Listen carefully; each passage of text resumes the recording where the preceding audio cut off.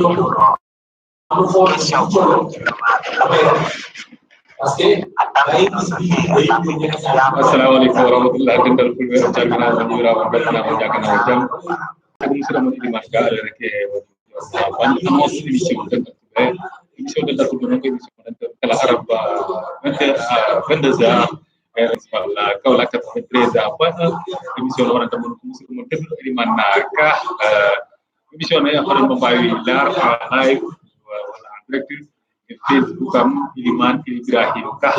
zawdi tapi Iliman Ibrahim Ka rek wawa yide Facebook am sa wadi non rek inshallah wawa yebde émission direct Facebook aussi dawai no min en direct ñaago dédicacement aussi kala ko tata fular ben way halde